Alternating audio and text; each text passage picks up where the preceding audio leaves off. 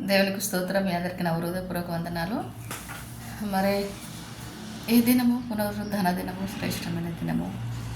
మరి రక్షింపబడిన వారందరూ అయితే మరి దేవుని సన్నిధికి వెళ్ళి ఆరాధించే దినము కాబట్టి కృతజ్ఞత బుద్ధి కలిగి దేవుణ్ణి ఆరాధించండి. మరి దేవుని మందిరంలో దేవుని వాక్యం మాత్రమే విత్తండి.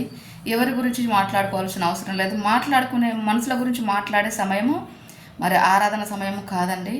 మరి సేవకులు బహు విలువైన వారు. మీరు దేవుని విలువైన వాక్యం గురించి మాత్రమే బోధించండి. మరి ఆత్మల గురించి, మరి ఆత్మీయ ఆహారం కొరకు ఎంతోమంది ఆకలికొని ఉన్నారు విశ్వాసులు. అందరూ ఒకేలాగా లేరండి. దేవుని చిత్తం ఏంటిదో కనుక్కొని మరి దేవుని మాటలు విని మరి విశ్వాసం ఉంచి సువార్త ప్రకటించి దేవుని కొరకు జీవించడానికి మరి అలాంటి దేవుని అంత భయభక్తులు కలిగి ఉండడానికి అలాంటి వాక్యాన్ని బోధించండి. దేవునికి మహిమ కలుగును కాక. మరి అట్లా బోధించినప్పుడే మరి విశ్వాసులు ఆ సంఘం కట్టబడుతుంది, నిలబడబడుతుంది, వధువు సంఘంగా మార్చబడుతుంది. దయచేసి ప్లీజ్, ఒక సేవకుడు దశమ భాగాలు తీసుకుంటుండని సేవకుల మీద సేవకులు పడి ఏడవకండి. చిరాగ్గా ఉంటుంది. పైసల గురించి కాదండి, మీరు కమర్షియల్గా చేయకండి. సిగ్గు మనుషులకే కానీ దేవునికి కాదు. అర్థమైందా? కష్టించి పని చేయండి, సేవ చేయండి. లేకుంటే సేవలో వచ్చే ఆ కృతజ్ఞత కానుకల ద్వారా సంతృప్తి పొందండి. అంతేగాని ఆ సేవకుడి దగ్గరికి వెళ్తున్నారు, ఏ సేవకుడి దగ్గరికి వెళ్తున్నారు, దేవుని ఆత్మ సంతోషపరిచేది, గాయపరిచేది కాదు. గాయపరిచే మనుషులు ఉన్న దగ్గర ఎందుకుంటారండి? ఎవరు ఉండరు. మనుషుని స్వభావం అంతే. ఎవడైతే తగ్గించుకుంటాడో అన్ని అనుభవించుకుంటూ దేవుని కొరకు జీవిస్తాడు. దేవుని కొరకు జీవించే మనుషుడు ఎవడున్నాడండి? ఎవరు లేరు. కొంతమంది ఉన్నారు, అందరు లేరు. కానీ అందరిని ఉంచగలడు దేవుడు. ఖచ్చితంగా మనుషులకు మర్యాదనిచ్చే దేవుడు కానే కాదు. సో మీరు పురుగులకు ముత్యాలు చల్లకండి. పందుల ముందు ముత్యాలు చల్లితే అవి బురదలు చల్లుతాయి, బురదలు ముంపేస్తాయి. కాబట్టి అలాంటి మనుషుల దగ్గర మీరు అమూల్యమైన మాటలు విత్తాల్సిన అవసరం లేదు. అట్లాంటి వాడికి మనము ప్రత్యుత్తరం ఇవ్వాల్సిన అవసరం కూడా లేదు. మూర్ఖునికి ప్రత్యుత్తరం ఇచ్చుట పందుల ముందు ముత్యాలు చల్లినట్టే, అవునా? కాబట్టి మనం రాజులైన యాజక సమూహం, రాజులు ఎలా నడవాలో ధీటిగా నడవాలి. బహు పౌరుషం కలిగిన వారంగా ఆత్మీయ జీవితంలో మరి మనం బహు విలువైన వారంగా ఉండాలి. దేవునికి మహిమ కలుగును గాక. కాబట్టి ఈ లోక సామాన్యమైన మనుషులతో మనకేమండి వైర్యము? మనం దేవుడు అంటే దేవుడు కాక దేవుడు అవుతాడు, దేవుడు కాదంటే దేవుడు కాడా? మనుషుడు ఎవడండి దేవుడిని డిసైడ్ చేయడానికి? మనుషుని కదా, దేవుడు కదా మనుషుని తయారు చేసింది. మరి మన చేతులతో వాడు తయారు చేసుకున్నప్పుడు ఏమైపోతాడు? బైబిల్ రాయబడి ఉంది.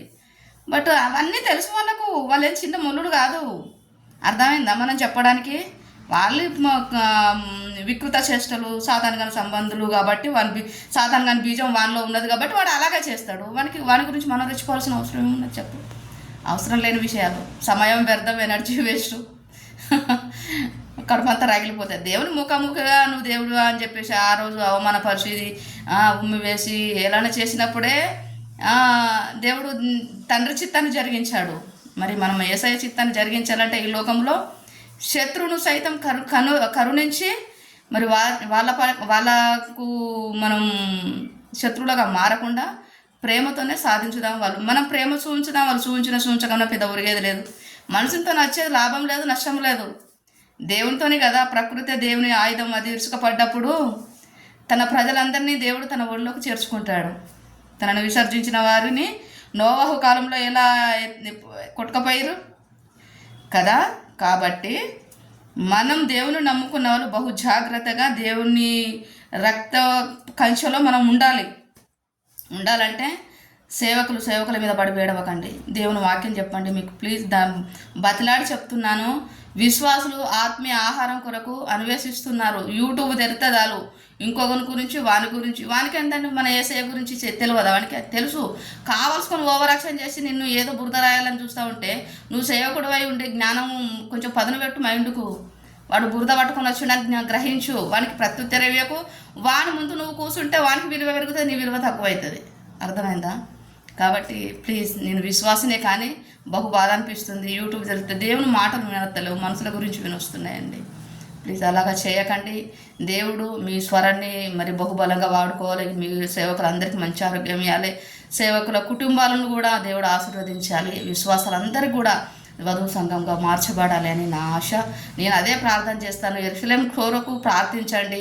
మరి ఖచ్చితంగా దేవుని చిత్తమే జరుగుతుంది. కాబట్టి ఫస్ట్ మరి సినిమాలో చూసినా ఈ లోకంలో చూసినా తెలివి లేని వాడే గలిబిలి చేస్తాడు, గందరగోళం చేస్తాడు. సినిమాలలో కూడా విలన్ గాడు వచ్చి ఏదో గందరగోళం చేస్తాడు, మరి లాస్ట్కి హీరో వచ్చి వనీరుగా తీస్తాడు. కాబట్టి మన హీరో యేసయ్య, దేవునికి మహిమ కలుగును గాక.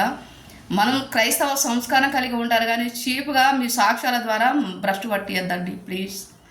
ఏం చెప్తుందమ్మా ఒక ఆమె అయితే, ముచ్చట పెడతాడా దేవుడు, ప్రతి ఒక్క మనిషితో మాట్లాడతాడమ్మా దేవుడు. అలా అని చెప్పేసి మనుషుల గురించి మాట్లాడినట్టుగా మాట్లాడ మాకు. నీతో దేవుడు మాట్లాడితే ఒదుగు ఆయన పాదాల దగ్గర, ఎదుగు, నీ సుహాసన నీ చుట్టుపక్కలకు రావాలి, అంత పరిమళ వాసనగా మారు. దేవుడు మాట్లాడుతున్నాడంటే ఎక్కడ పోతా మనడు దేవుడు ఎక్కడో లేడు, మనలోనే ఉన్నాడు. అర్థమైందా? దేవదూతలు మనకు పరిచర్య చేస్తాయి, కిరాబులు కూడా మన దగ్గర పరిచర్య చేస్తాయి, మనం చెప్పినట్టుగా వింటాయండి. దేవునికి మహిమ కలుగును గాక. హల్లెలూయా, glory, thank you Lord, thank you Jesus, praise Lord. దేవుని నమ్ముకొని వారైతే దేవుని కుమారుడైన యేసు ప్రభు మన కొరకు చనిపోయి తిరిగి లేసాడని మీ హృదయమందు అంగీకరించి పాపాలు ఒప్పుకొని వదిలేసి పాపక్షమాపణ నిమిత్తం మారు మనసు పొంది బాప్తిసం తీసుకోండి.